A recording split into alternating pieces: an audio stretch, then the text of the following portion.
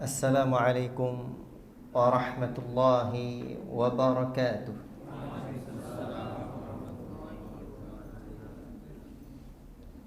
Innal hamdalillah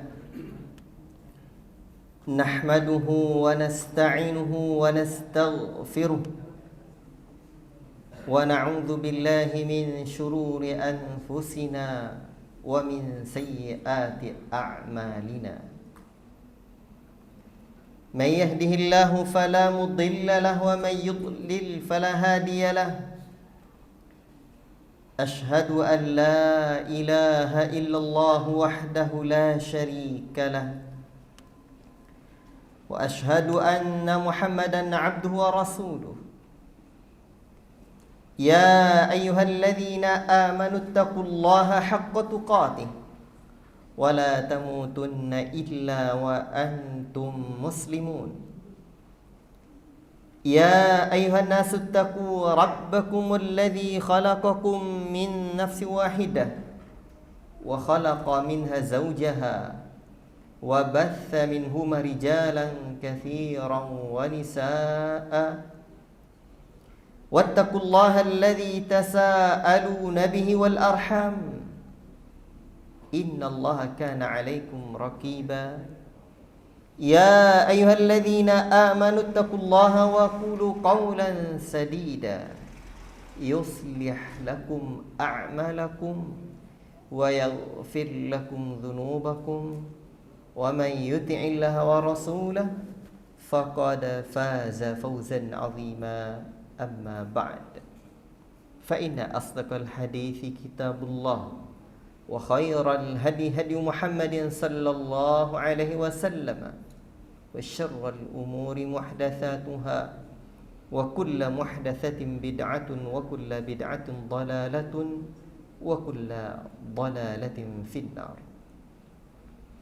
معاشر المسلمين, bapak-bapak, ibu-ibu, ikhwan dan akhwat yang dirahmati oleh Allah Subhanahu wa taala dan disayangi Rasulullah sallallahu alaihi wasallam.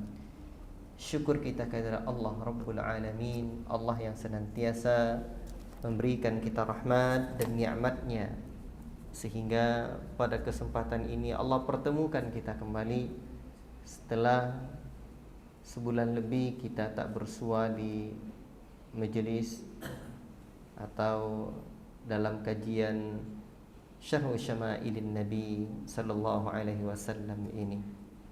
Insyaallah taala malam ini kita mulai, dan kita pada pertemuan 8 kali kalau enggak salah kita membahas bab yang pertama tentang ciri fisik Rasulullah sallallahu alaihi wasallam. Semoga Allah taala berikan ke hati kita yang paling dalam kecintaan yang mendalam pula kepada Rasulullah sallallahu alaihi wasallam. Sekarang kita masuk ke bab yang kedua setelah babu ma jaa fi khalqi Rasulillah sallallahu alaihi wasallam.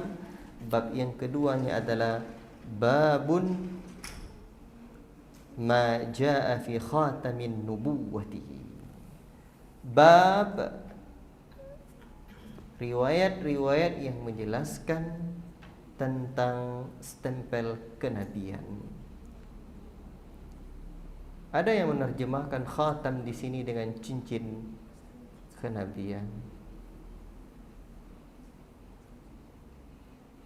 Apapunlah sebutan namanya, jangan sampai keliru ya, makna yang hakikinya nanti.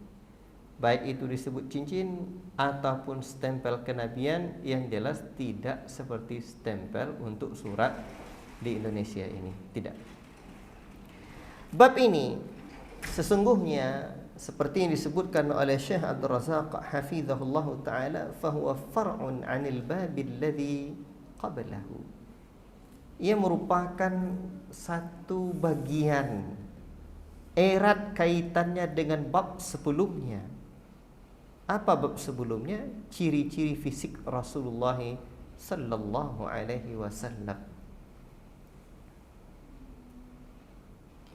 bab stempel kenabian atau cincin kenabian ini, karena merupakan cincin kenabian atau stempel kenabian adalah salah satu mukjizat atau tanda-tanda kenabian yang Allah Ta'ala berikan kepada Nabi kita sallallahu alaihi wasallam, dan itu bukan cincin di jari, tapi ada pada fisik Rasulullah sallallahu alaihi wasallam itu sendiri. Di mana tempatnya? Inilah kan kita baca riwayatnya. Maka karena pada tubuh Rasul sallallahu alaihi wasallam itu sendiri, maka erat kaitannya dengan bab sebelumnya. Allah Ta'ala ciptakan pada tubuh beliau nanti. Apa kepentingan kita mempelajari khataman nubuwah ini? Khatamun nubuwah ini, stempel atau cincin kenabian ini. Nanti di dalam riwayat ini atau dalam hadis-hadis yang dibawakan oleh Al-Imam At-Tirmidzi di dalam bab yang mulia ini, akan kita dapati juga bagaimana dahulu Salmanul Farisi. Orang mana beliau? As-Sahabi, orang Persia. Kalau yang sekarang dari kampung awak ada juga. As-Sahabi, yang sahabat dari negeri yang jauh. Dan ketika beliau sampai ke negeri Yathrib, Madinah Al-Munawwarah, salah satu yang dilihat oleh Salmanul Farisi pada diri Nabi sallallahu alaihi wasallam untuk membuktikan beliau adalah seorang nabi adalah melihat pada khatamun nubuwah ini, cincin atau stempel kenabian ini. Apa sebab? Karena sesungguhnya cincin kenabian ini atau stempel kenabian ini, bapaknya senang nyebutnya cincin kenabian atau stempel kenabian. Stempel aja ya. Kalau cincin biasanya di jari. Kalau stempel biasanya di kertas. Di surat. Oke lah, sekarang risalah nubuwah. Di sini risalah surat ya. Berarti stempel sajalah. Baik. Cap. Cap juga boleh. Baik. Bapak-bapak yang saya cintai karena Allah Subhanahu wa taala. Apa sebab seperti itu? Karena sesungguhnya tentang cap kenabian ini, stempel atau cincin kenabian ini, itu sudah disebutkan pada kitab-kitab mereka umat sebelum kita. Maka ahlul kitab akan paham. Oh, ini betul. Ini dia umat akhir zaman itu. Dan itulah yang membuat Salmanul Farisi yakin. Allahu Akbar. Nah, inilah kepentingan kita mempelajari ini. Tapi Ustaz, kita tak tengok. Gimana pula nak tengok stempel kenabian Nabi pun kita tak jumpa?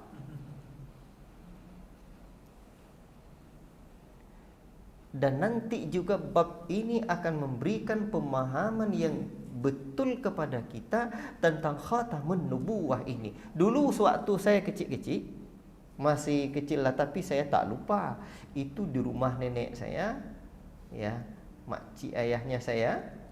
Itu ada tulisan-tulisan, katanya ini tulisan khatamun nubuwah, stempel kenabian. Ini tulisannya katanya. Katanya itu tulisannya khatamun nubuwah itu. Dari mana datang riwayat itu? Laulal isnad laqala man syaa ma syaa. Di antara perkataan indah para ulama kita seperti Al-Imam Ibnu Sirin menyebutkan, kalaulah bukan karena sanad, seseorang bisa saja berkata sekehendak dan sekemauannya. Siapa saja bisa. Tapi samulana rijalakum, sampaikan kepada kami dari mana rijalmu, dari mana riwayat ini kamu dapatkan. Baik. Nah, ini penting kita. Bapak-bapak yang saya cintai karena Allah Subhanahu wa taala. Walaupun kita tidak bersahabat dengan fisiknya Nabi, tidak bisa melihat langsung, tapi kita bisa bersahabat dengan nafas dan hadis-hadisnya Nabi sallallahu alaihi wasallam. Nafas ini maknanya petunjuk-petunjuk Nabi sallallahu alaihi wasallam. Sekarang sebelum kita baca hadisnya, timbul pertanyaan. Stempel cap atau cincin kenabian ini itu disepakati oleh para ulama sebagai tanda kenabian. Tetapi adakah dia sejak lahirnya Nabi sallallahu alaihi wasallam atau di saat Nabi telah diangkat menjadi Nabi? Di sini juga diterangkan oleh Syekh Abdul Razak hafizahullah taala, kata beliau, pendapat yang jelas berdasarkan riwayat-riwayat dan dalil-dalil yang ada bahwa stempel atau cap kenabian ini baru ada ketika terjadi peristiwa pembelahan dada beliau. Pada waktu apa? Pada waktu malaikat Jibril alaihissalam mendatangi beliau, membelah dadanya, menyuci hatinya atau jantungnya. Pada saat itu ia pun juga menandai kenabian tersebut di antara kedua pundaknya Nabi sallallahu alaihi wasallam. Ini dia. Jadi bukan sejak kecil. Terjadinya perbedaan pendapat di kalangan para ulama. Ya, kapan? Namun kata Syekh Abdul Razak, wal adharul ladzi, dan yang nyata, tampak, jelas kata beliau, riwayat inilah. Wallahu taala a'lam bis-shawab. Tapi ada juga pendapat lain Ustaz. Biasalah tu. Baik. Ikhwati fillah, barakallahu fikum. Apa itu cincin, cap, stempel kenabian ini? Adalah sebuah daging, juz'un nati'un wa barizun minal badani bainal katifain. Sebuah daging yang menonjol dan jelas di antara kedua pundak Nabi sallallahu alaihi wasallam, dan wa huwa ilal katifil aisari aqra. Dan stempel kenabian ini posisinya, ini dia di antara dua pundak Nabi sallallahu alaihi wasallam, tetapi lebih dekat kepada pundak yang kirinya. Pundak tu mana, Pak? Di belakang. Jadi berada di antara dua pundak Nabi sallallahu alaihi wasallam, tapi lebih dekat kepada Aisar yang sebelah kiri. Baik. Berapa ukurannya? Kan dah nampak ni ya. Berapa ukurannya? Ukurannya disebutkan dalam riwayat oleh penulis nanti, sebesar telur burung merpati, dan warnanya mirip dengan warna kulit beliau. Apa warna kulit beliau? Putih ke merah-merahan. Tapi bukan merah putih. Merah putih lain tu. Merah itu putih satu. Baik. Dan nanti ada riwayatnya tentang hal ini. Ikhwati fillah, barakallahu fikum. Itu dia definisi khatamun nubuwah ini. Cincin atau stempel kenabian Nabi kita sallallahu alaihi wasallam. Baik. Jadi Nabi sallallahu alaihi wasallam itu sesungguhnya diketahui tentang kenabiannya ini oleh orang-orang sebelumnya, oleh orang-orang ahli kitab tersebut. Namun mereka tidak mau mengakuinya. Sebenarnya mereka menunggu-nunggu kedatangannya Nabi sallallahu alaihi wasallam seperti kalangan orang-orang Yahudi itu, menunggu-nunggu. Tapi sayang, manakala tidak datang dari kaum mereka, disitulah mereka baru menolaknya. La ilaha illallah. Makanya Allah gambarkan tentang bagaimana mereka ini ya'rifunahu kama ya'rifuna abna'ahum. Mereka mengetahui Nabi SAW itu sebagaimana mereka mengetahui anaknya sendiri. Ada orang yang tak tahu dengan anaknya, Pak? Ada. Kalau anak dia lebih dari 50 dah lupa dia. Itu dia. Ada kawan saya orang Yaman asli. Dia kan tanya sama saya siapa orangnya ya. Cukup seperti ini aja riwayatnya. Ayah dia tuh udah tua, anak dia banyak sekali. Tak ada ingat ayahnya dia lagi sama dia enggak. Ada dia. Anak yang mana kamu? Itu dah boleh jadi dah lupa dia. Kalau jumpa mungkin ingat. Dia dah lama tinggalkan negerinya. Banyak anak. Wajar. Baik. Seperti sahabat Nabi yang banyak keturunannya siapa? Anas bin Malik radhiyallahu taala anhu. Tapi kalau anak, istri cuma satu, anak cuma dari istri yang satu itu aja. Tidak mungkin loh. Lupa. Tapi Allah menyebutkan bahwa mereka mengenali Nabi itu sebagaimana mereka mengenali anaknya. Lazimnya orang mengenali anaknya. Maka kalau ada orang tak kenal anaknya, pasti ada sesuatu. Itu aja. Jadi disebutkan di dalam Alkitab. Itu jelas. Makanya ketika ada orang-orang yang tidak beriman dengan Nabi SAW, manakala Nabi Muhammad SAW, sekalipun dari orang-orang Yahudi dan Nasara, maka dia tidak walam yu'min billazi ursiltu bi, tidak beriman dengan melainkan mereka menjadi ahlun nar, menjadi ahli neraka. Baik. Ini dah jelas bagi kita. Ikhwati fillah, barakallahu fikum. Kita baca hadis yang pertama, dan ini ada beberapa riwayat dalam hal ini. Haddatsana Abu Raja Qutaibah bin Sa'id qala haddatsana Hatim ibn Ismail anil Ja'd bin Abdurrahman qala sami'tu Sa'ib ibn Yazid yaqul zahabat bi khalati ila an-nabi sallallahu alaihi wasallam faqalat ya Rasulullah inna bana ukhti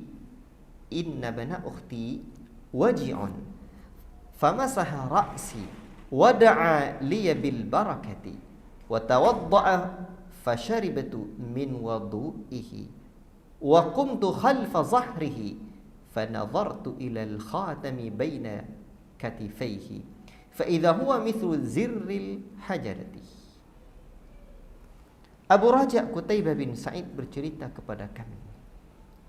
Ia berkata, Hatim bin Ismail bercerita kepada kami dari Al-Ja'd bin Abdurrahman, dan ada yang menyebutnya dengan nama Al-Ju'aid. Ia berkata, aku mendengar As-Sa'ib ibn Yazid berkata, bibiku, yakni dari jalur ibunya, Khalah, mengajak menemui Nabi sallallahu alaihi wasallam. Kemudian ia berkata, wahai Rasulullah sallallahu alaihi wasallam, sesungguhnya keponakanku ini waji'un, sedang sakit. Lalu beliau mengusap kepalaku, yakni Nabi sallallahu alaihi wasallam mengusap kepalanya dan mendoakan agar mendapat berkah. Dan beliau sallallahu alaihi wasallam pun berwudu.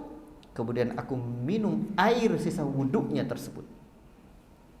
Kemudian aku berdiri di belakang beliau. Aku pun melihat, fanadhartu ilal khatami baina katifaihi, melihat cincin kenabian tersebut ada di antara kedua pundak beliau sallallahu alaihi wasallam, dan cincin itu seukuran telur hajarat. Apa makna hajarat? Nanti akan diterangkan. Tadi juga dah kita sebutkan. Perkataan bibiku di sini, ia bibinya mengajak menemui Nabi sallallahu alaihi wasallam Dan siapa nama bibinya ini? Kata Ibnu Hajar, aku tidak mengetahui siapa namanya. Wallahu a'lam bis-shawab. Kemudian ia berkata, bibinya ini, coba lihat, ini perempuan di zaman Nabi sallallahu alaihi wasallam datang kepada baginda tercinta sallallahu alaihi wasallam. Jadi sosok Nabi itu sosok tempat mengadu, sosok pengayam. Di dalam Sunan Abi Daud di bagian awal itu disebutkan oleh Nabi, ana lakum bimanzilatil walid u'allimukum. Posisi saya bagi kalian seperti orang tua yang akan mengajarkan kalian semua perkara. Nah, itu Nabi itu. Nabi orang tua para sahabat. Baik. Makanya sering saya bilang sama anak-anak pondok, guru, kiai, buya, ustadz kita di pondok itu pandanglah seperti orang tua. Dan pondok itu butuh sosok seorang buya dan umi pondok yang bisa memandang anak-anak pondok itu sebagai anak-anaknya dalam tarbiyah.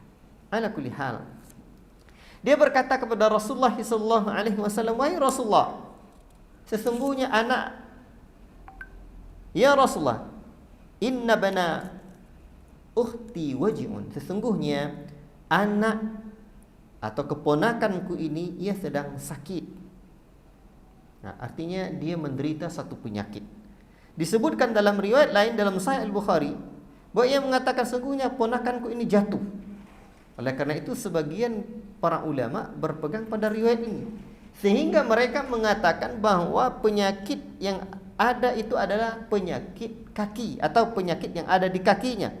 Sedangkan Al-Hafidz Ibnu Hajar rahimahullah ta'ala berkata, anak itu mengeluh sakit di kakinya sebagaimana terdapat dalam riwayat yang kuat dari jalannya. Jadi sakit di kakinya. Lalu apa yang dilakukan Nabi SAW? Dan hadis ini banyak fawaidnya. Ini hadis yang sahih ya, dikeluarkan oleh Al-Imam Al-Bukhari rahimahullah ta'ala dan juga Al-Imam Muslim ya. Dan ini banyak fawaid. Nah, coba kita perhatikan nanti faedah-faedah di dalam hadis yang mulia ini. Kemudian, nah, jadi begitu. Jadi begitulah sahabat dulu mengadu. Ada anak dia sakit, mengadu, datang ke Rasulullah sallallahu alaihi wasallam. Masya Allah. Tengok dia. Dan datangnya bukan ke tempat yang lain. Di zaman itu banyak dukun. Nah, maka mereka tinggalkan itu. Datangnya ke Nabi sallallahu alaihi wasallam lagi. Ya. Padahal Nabi sallallahu alaihi wasallam seorang nabi. Dan kebiasaan mereka yang mengobati itu biasanya dukun atau tabib. Tapi ini datang dulu pada Nabi sallallahu alaihi wasallam. Dan begitulah kita.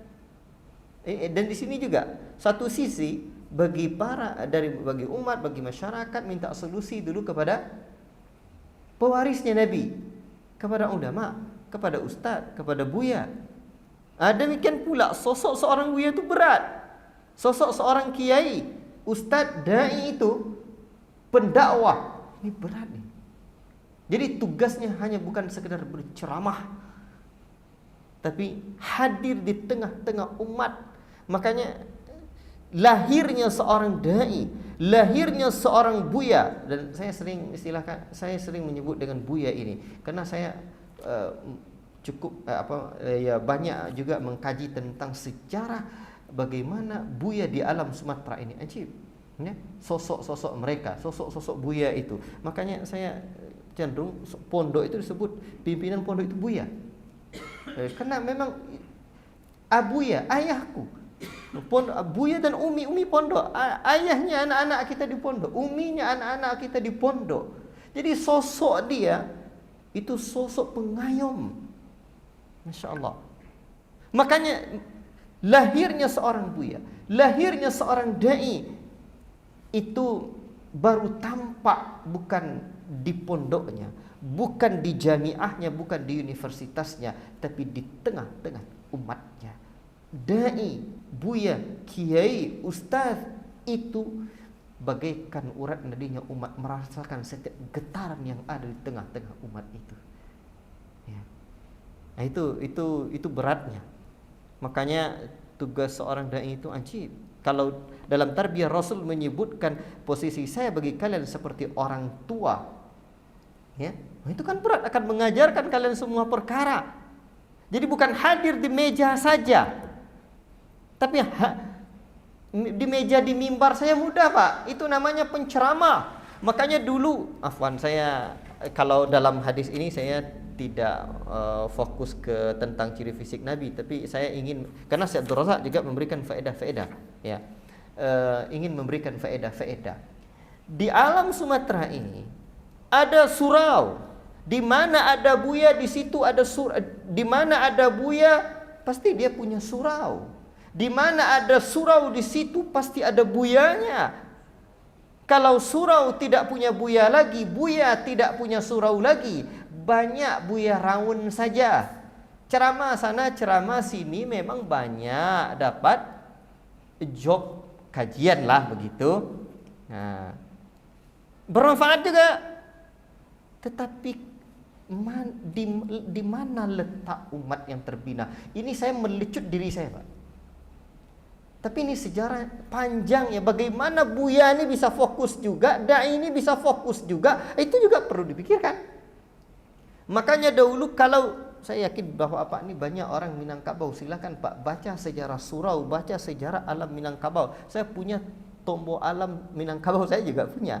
Saya juga mengkaji adat istiadat dan budaya alam Minangkabau. Bahkan saya menulis tentang ini karena ada kaitannya dengan daerah saya. Bagaimana fungsi seorang malin? Bagaimana fungsi seorang malin? Menakjubkan. Allahu Akbar. Baik. Jadi sekarang Pak, buya-buya perlu balik ke surau. Buya-buya perlu balik masjid. Betul kita butuh motivasi dari ustaz-ustaz datang dari luar. Kayak saya ni ngisi di Ubay. Berapa lama ngisi di Ubay? Paling banyak sejam. Ada tu selesai tak jumpa pula kita lagi. Tak tahu saya kondisi jamaah yang ada sudut kanan, sudut kiri. Yang tahu kondisi jamaah di sini adalah buya yang ada di sini, ustaz yang ada di sini. Itulah fungsi imam. Itulah fungsi buya dulu. Wajib. Dulu Pak, kenapa di alam Minangkabau terlahir orang-orang hebat sekelas Buya Hamka, Buya Muhammad Nasir dan buya-buya hebat? Sebab sebelum mereka merantau, mereka duduk belajar di surau. Namanya surau merantau. Itu dia. Dan ini perlu pengkajian khusus lagi. Baik Pak. Jadi dulu Rangkiang itu tempat apa?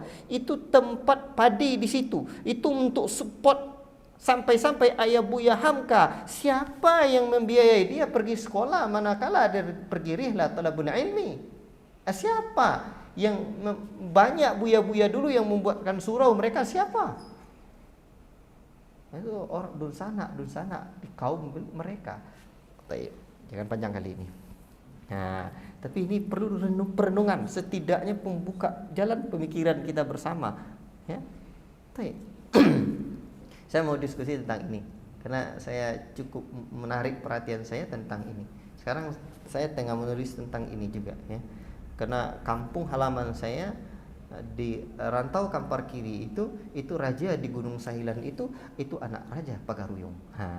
Jadi adat bersandi syarak bersandi kitabullah, syarak mengatur adat memakai itu perlu diteliti dan dikaji ulang oleh bukan hanya oleh nenek mama, justru para dai-dai menurut saya yang perlu mengkaji dan meneliti ulang. Tayyib. Kemudian manakala bibi dia ni membawa anak dia, ponakan dia kepada Rasulullah sallallahu alaihi wasallam, Rasul pun mengusap kepalanya. Ajib. Makanya mengusap kepala anak kecil bentuk bagian dari kasih sayang, dan ini juga di antara tarbiyah Nabi sallallahu alaihi wasallam. Diusap kepala anak tu. Atau termasuk juga meletakkan tangannya dekat yang sakit. Akan Nabi tengok fama saharasi, lalu dia mengusap kepalaku. Makanya Syekh Abdul Razak mengatakan bahwa meletakkan tangan pada tubuh yang sakit, itu untuk menenangkan orang yang sakit. Ajib. Tapi bukan pula transfer energi tenaga dalam. Itu dah lain lagi ceritanya tu. Ini namun baca doa. Apa doanya? Doa orang jenguk orang sakit tu apa? Satu doanya Apa? Allahumma rabbana adhibil ba'sa ishfihi anta syafi la shifaa illa shifauka shifaan la yughadiru saqama. Satu lagi apa doanya? La ba'sa tahurun insyaallah. Tak apa-apa penggugur dosa, tapi jangan sambung gasak lah, jangan. Cukup sebut itu aja, kadang diterjemahkan tuh payah. Baik. Bapak-bapak yang saya cintai karena Allah Subhanahu wa taala. Dan saya lupa apakah dalam Syarah Subulus Salam atau dalam pokoknya dalam Sarah dalam Bulul Maram ya, salah satu Sarah Bulul Maram, apakah Subulus Salam atau yang lainnya, saya pernah membaca dulu syekhnya menjelaskan jangan sampai orang sakit itu ya, dia sakit terus udah dengar kita jenguk, besok mohon maaf ya kemarin rupanya kamu sakit, saya tidak sempat jenguk kamu kemarin. Sebisa mungkin jangan ucapan itu yang keluar. Itu diantara hakul muslim alal muslim. Dan 6 perkara. Termasuk manakala kita jenguk yang letakkan tangan untuk menenangkan yang sakit. Kemudian mendoakan agar aku mendapat berkah. Wada'aliya bil barakah. Rasul mendoakan keberkahan untukku. Berkah nih yang paling penting, Pak. Berkah nih an-nama wa ziyadah, mendapatkan kebaikan. Jadi yang disebut berkah itu mendapatkan kebaikan, berlipat-lipat kebaikan, bertambah-tambah kebaikan dia tuh. Itu berkah tuh. Dan Nabi sallallahu alaihi wasallam betul-betul berkah doanya untuk sahabat ini.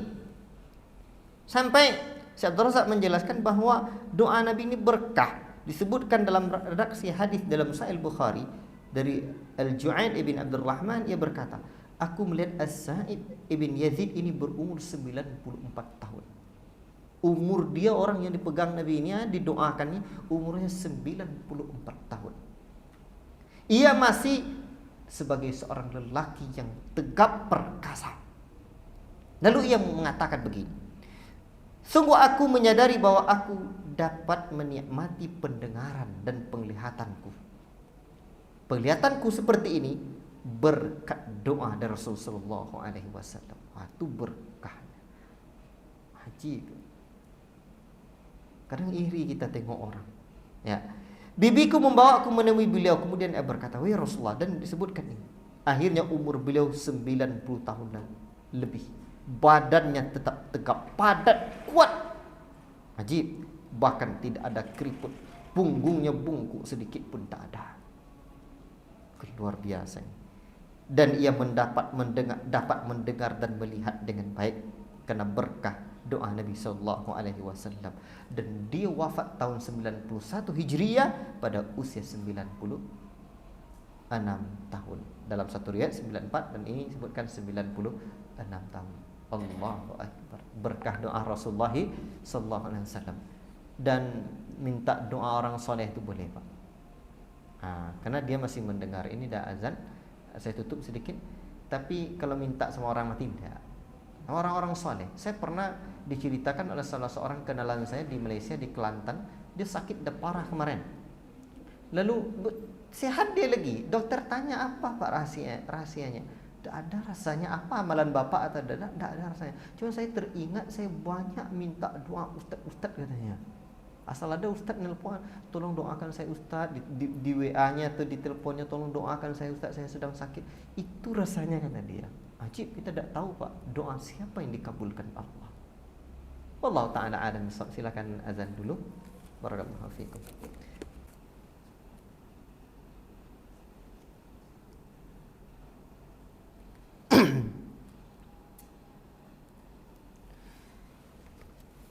Ikhwati fillah, barakallahu fiikum. Lalu riwayat, kita lanjutkan riwayat ini. Setelah Rasul sallallahu alaihi wasallam mengusap kepala anak itu, didoakan dengan doa keberkahan, wa tawaddaa, dan Rasulullah sallallahu alaihi wasallam berwudu. Lalu fasharibtu min wudu'ihi dan aku pun meminum atau minum sisa atau bekas uduknya Rasulullah sallallahu alaihi wasallam, yaitu air yang menetes dari tubuh beliau yang mulia tersebut. Dalam rangka apa? Dalam rangka mencari berkah dari Rasulullah sallallahu alaihi wasallam, tabarruk. Wa hadha an-naw'u min at-tabarruk, kata Syekh Abdul Razak, ini di antara macam tabarruk.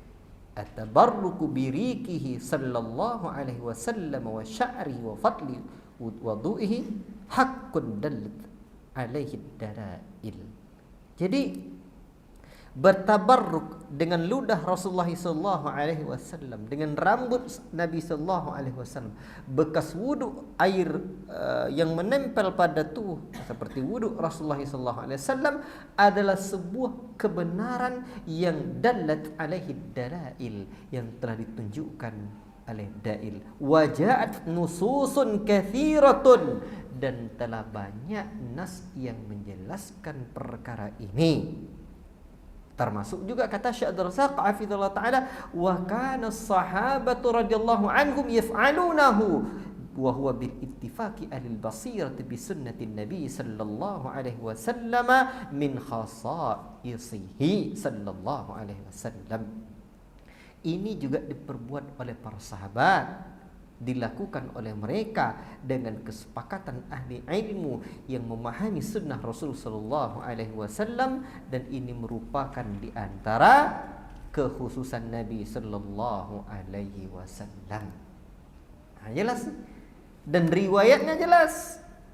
Yang menjelaskan perkara-perkara ini ada riwayatnya, dan ingat ini kata Abdul Razak, hakun dallat alaihi dalail, ada dalailnya. Apa itu dalail? Dalil-dalilnya. Sering di antara ungkapan yang sering disebut oleh Syekh Abdul Razak adalah ungkapan Syekhul Islam Ibnu Taimiyah rahimahullah taala, bahwa agama ini ada dua. Ingat saya demikian, ada masail dan ada dalail. Lalu beliau membawakan kalamnya Syekhul Islam Ibnu Taimiyah, man faraqad dalil dhalla sabil, barang siapa yang menjauh, yang dirinya jauh dari dalil, tersesatlah jalannya. Jadi masail itu hukum-hukum, masalah-masalah agama, dalail, dalil-dalil. Ini hukum-hukumnya, ini dalil-dalilnya. Taib. Sekarang dalil tentang perkara ini itu betul-betul jelas. Di mana? Dalam hadis ini namanya tabarruk terhadap jasad Rasulullah SAW dan peninggalan beliau. Ini mohon kita dengar dulu penjelasan ini biar tapi insyaallah kita dah faham ya.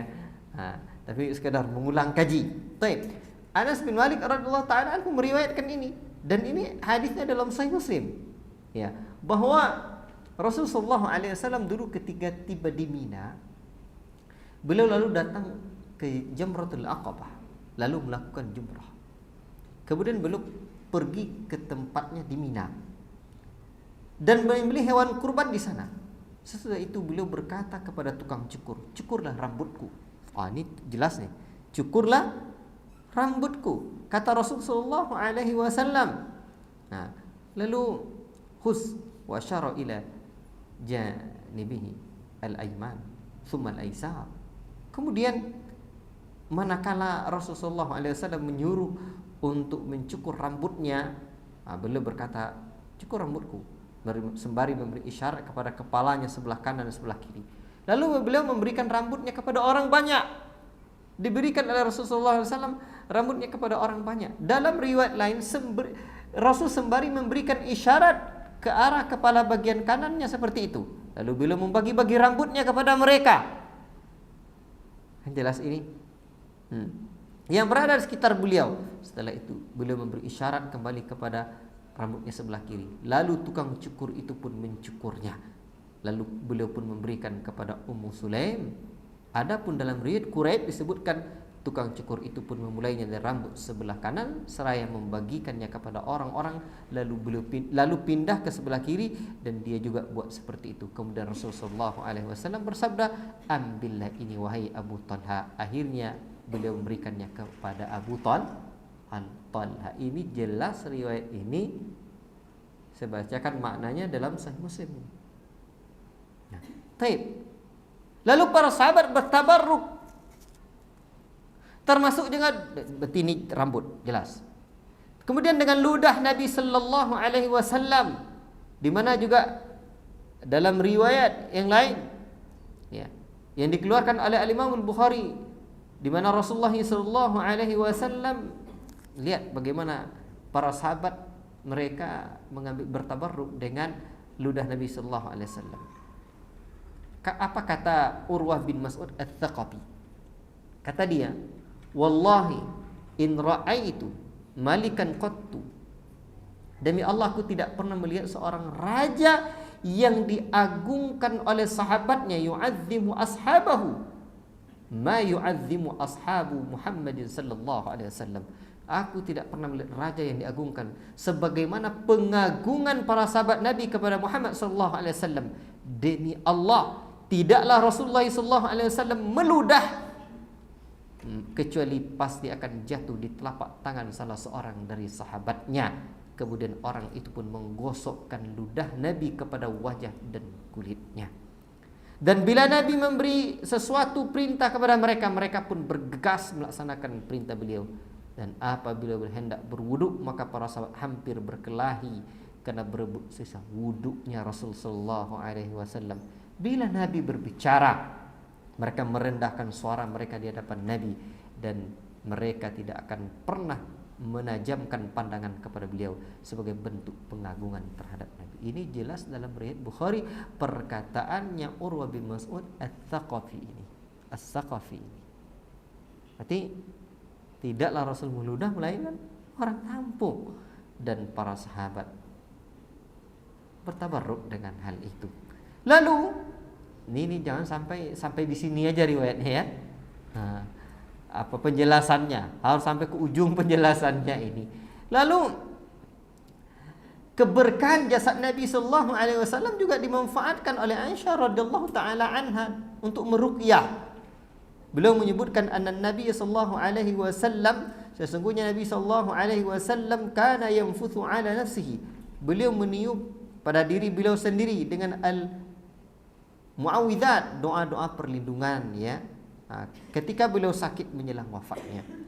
Ketika sakit beliau semakin parah, akulah yang meniup dengan al-muawwidzat, dan aku mengusapnya dengan tangan beliau sendiri karena keberkahan tangan beliau tersebut. Ini kata Aisyah, karena li barakatiha. Jadi wa amsahu bi yadi nafsihi li barakatiha, dan aku sendiri, kata Aisyah radhiyallahu taala anhu, mengusap dengan tangan beliau sendiri karena keberkahan kedua tangan beliau. Berarti kan jelas bahwa tangan beliau berkah. Bahkan Ummu Sulaim radhiyallahu taala anha itu dasar lagi.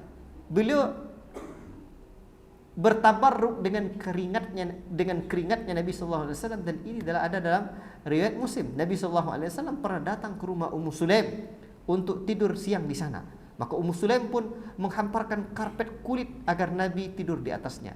Ternyata Nabi sallallahu alaihi wasallam ketika itu banyak keringatnya. Ummu Sulaim pun mengumpulkan keringat beliau, menampung keringat beliau ini, dan memasukkannya ke dalam botol tempat minyak wangi. Dan botol-botol ya. Lalu Nabi sallallahu alaihi wasallam bertanya, "Wahai Ummu Sulaim, ya Ummu Sulaim, ma hadza? Apa ini wahai Ummu Sulaim?" Maka Ummu Sulaim mengatakan, "Arakukah, ini keringatmu wahai Rasulullah sallallahu alaihi wasallam yang aku campur dengan minyak wangi." Yang aku campur dengan minyak wangi. Ajib. Termasuk juga di mana Asma juga bertabaruk dengan jubahnya Rasulullah sallallahu alaihi wasallam, dan hadis yang semisal dengan ini banyak sekali. Ini menunjukkan bahawa boleh bertabarruk dengan jasad Nabi sallallahu alaihi wasallam atau bekas-bekas beliau. Timbul dua permasalahan.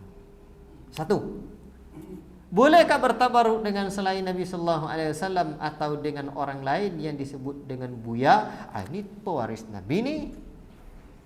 Innal ulama warathatul anbiya, para ulama pewarisnya Nabi. Di sini letak permasalahan yang pertama. Kata Syekh Abdul Razak di sini, Kata beliau, fala yutabarraku biriki ahadin ghairihi wala bi sya'ri ahadin ghairihi, dan tidaklah bertabarruk dengan ludah seorang lain dan tidak pula dengan rambut orang lain selain beliau.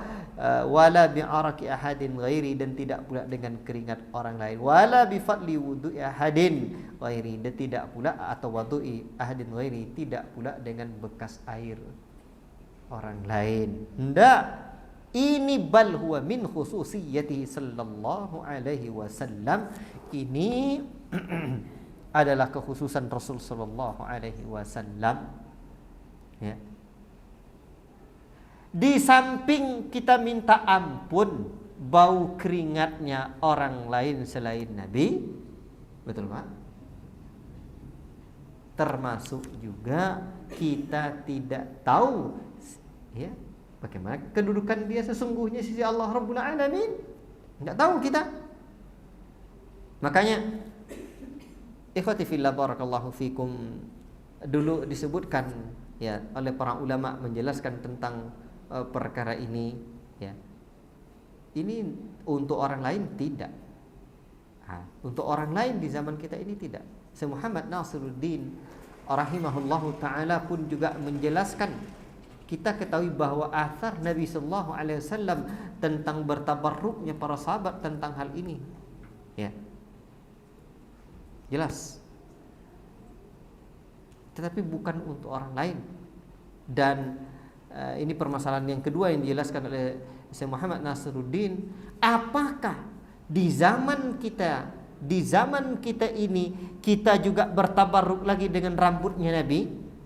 Seperti yang sekarang katanya kan ada rambut Nabi sallallahu alaihi wasallam lalu datang dicium. Maka kata Syekh Muhammad Nasiruddin rahimahullahu taala, kita tidak tahu, tidak bisa memastikan keberadaan rambut ini lagi. Apakah benar dari Nabi sallallahu alaihi wasallam atau tidak?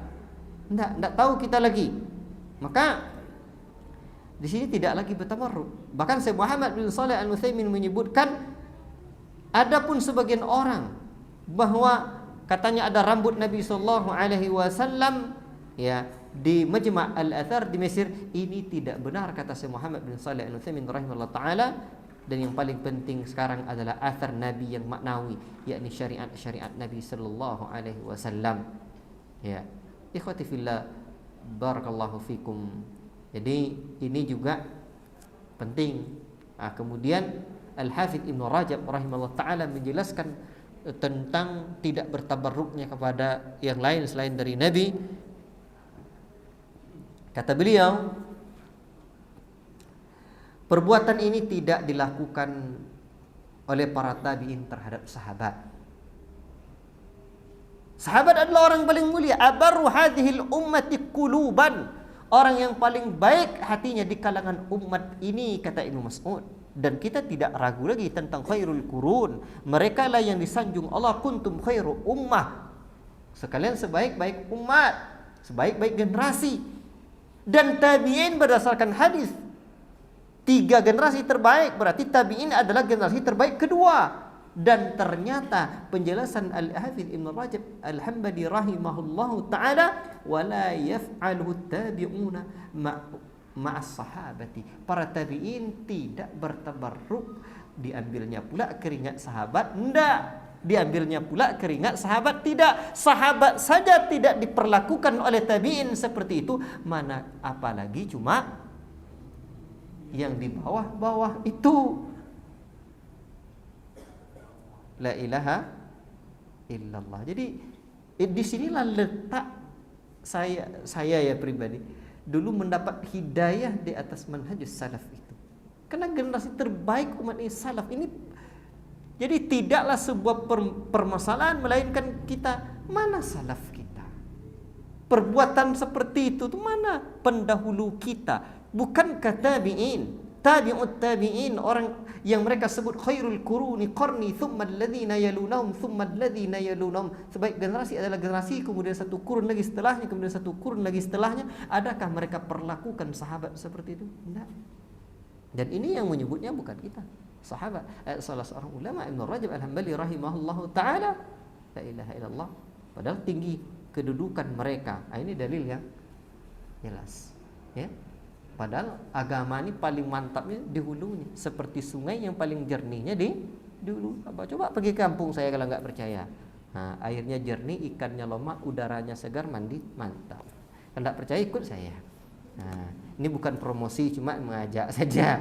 Nah, taib. Ini dah dekat jam 8. Taib. Ini penting sekali tentang hal ini. Ya. Taib. Dan sekarang orang sikat ghulu terhadap itu ada orang lain dah, okey. Kemudian rambut Nabi dan melebih-lebihkan sampai Pak di di sebagian negara itu model sendal Nabi sallallahu alaihi wasallam itu dibuat di topi, di kopiah. Letakkan di kopiah. Capal Nabi sallallahu alaihi wasallam. Di sinilah letak kita perlu beragama itu bukan dengan ra'yu tapi dengan wahyu. Kita beribadah kepada Allah itu an-na'budallaha kama yuridullah. Kita beribadah kepada Allah seperti yang Allah inginkan, sesuai syariatnya, bukan seperti yang kita inginkan sesuai selera kita. Nah, itu kaedah dalam beribadah kepada Allah Subhanahu wa taala. Ini kita selesaikan dulu sedikit lagi. Baik. Ini penjelasan fasyaribtu min wudu'ihi. Ini wudu. Dia wudu, beda. Ini wudu itu perbuatannya. Kalau waduk itu airnya. Dari di bahasa Indonesia juga dia waduk, tapi waduk bahasa Indonesia jadi bendungan artinya, betul? Ini waduk, ini air itu sendiri. Taib. Wa qumtu khalfa dhahri, dan aku berdiri di belakang punggungnya. Aku berdiri di belakang punggung Rasulullah sallallahu alaihi wasallam, fa nazartu ilal khatami. Ini syahidnya pelajaran kita di sini.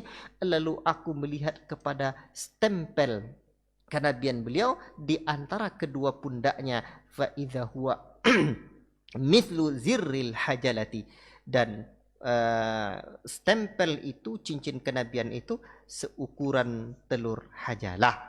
Jadi sahabat ini dia tengok di belakangnya, tengok belakang, nampak dia, berarti dia posisinya dekat. Dan karena dekat ke pundak kiri tadi itu di belakang, berarti dekat ke pundak kiri. Dan itu terlihat oleh sahabat yang mulia ini radhiyallahu taala anhu, lalu sebesar seukuran telur hajalat. Apa itu hajalah? Hajalah di dalam penjelasan yang lain disebutkan arti hajalah adalah telur burung hajalat. Pendapat ini diperkuat dengan adanya penafsiran terhadap beberapa hadis yang menjelaskan tentang stempel kenabian ini, dan adanya Syekh Abdul Razak juga menyebutkan ini sebesar telur burung merpati. Kalau tidak tahu Pak, pergi ke pasar burung nanti, mana burung merpati itu Pak? Carilah tuh. Terus, dan burung hajalat ini itu sama ukurannya dengan burung merpati. Kata Syekh Abdul Razak, burung hajalah ini sama ukurannya dengan dengan telur burung merpati. Ya. Dan sebagian ulama menafsirkan bahwa yang dimaksud dengan hajalah sesuatu yang diletakkan di tempat tidur seperti kubah, dan yang dimaksud zir diterjemahkan dengan telur adalah benjolan puncak kubah tersebut sebagai pengikat kainnya. Dan zir kubah ini ukurannya juga mirip dengan ukuran telur burung hajalat yang disebutkan di atas. Wallahu taala alam bisawab. Ini tentang khatamun nubuwah. Ini baru satu hadis yang kita baca.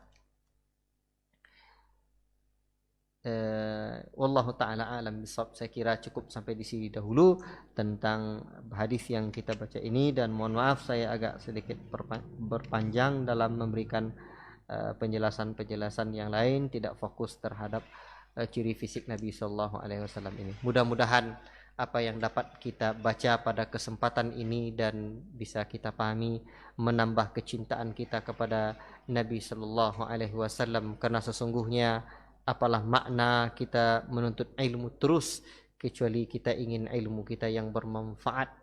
Makanya doa yang hendak mesti kita banyak bacanya adalah Allah manfa'na bima 'allamtana wa 'alimna bima yanfa'una. Ya Allah, beri kami manfaat apa yang telah Engkau ajarkan kepada kami, dan ajarkan kepada kami ilmu-ilmu yang bermanfaat buat kami. Manfaatnya ilmu adalah dengan diamalkan dan diajarkan. Hendaklah pula kita mengajarkan minimal kepada anak-anak kita, bercerita tentang Nabi kita sallallahu alaihi wasallam. Wallahu ta'ala a'lam bissawab. Wa sallallahu wasallam ala nabiyyina Muhammad wa ala alihi wa sahbihi ajma'in. Subhanakallahumma wa bihamdika asyhadu an la ilaha illa anta astaghfiruka wa atubu ilaik. Wassalamu alaikum warahmatullahi wabarakatuh.